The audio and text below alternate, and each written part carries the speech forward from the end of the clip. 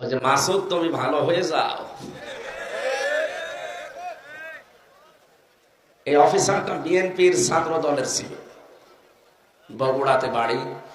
Okay colour করার জন্য media coverage নিয়ে ওই দিন ওরে সারা জাতির সামনে কালার করে দিয়েছে, মনে হচ্ছে যে মাসুদই মনে হয় অপরাধী। অথচ ওই ছেলেটা একটা টাকা দুর্নীতি করে নাই। 255 না 75 কোটি টাকার কাজ, অথচ কাজটা 35 কোটি টাকা হলেই হয়ে যায়।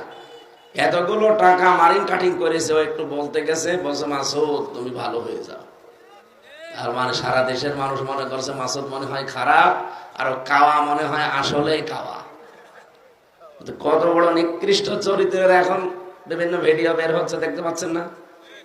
রাত 12:30 1টা পর্যন্ত নায়িকা লাগে ওর গা টিপতে, শুধু ঘুম পাড়াতে। বলেন সুবহানাল্লাহ।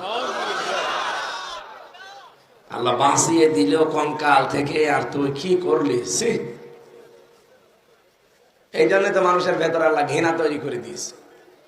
এত ঘৃণা করে মানুষ এখন সারা দেশে। তো আমি করছি, ওরে দেখলে মানুষ আমার মনে হয় ওরে আর আমার কুষ্টিয়ার হানি ফেরে, এই দুইজনকে পেলে আবার নতুন করে মুসলমানি দিয়ে দেবে। যে মুসলমানই তো ছোটকালে একবার দেওয়া আছে, অন্তত নতুন করে আর একবার দিয়ে খাঁটি মুসলমান বানায়। কিন্তু মানুষগুলোর সম্মান ওই সময় মানুষ হয়তো ভয়ে ভয়ে দিত, এটাকে সম্মান বলে না।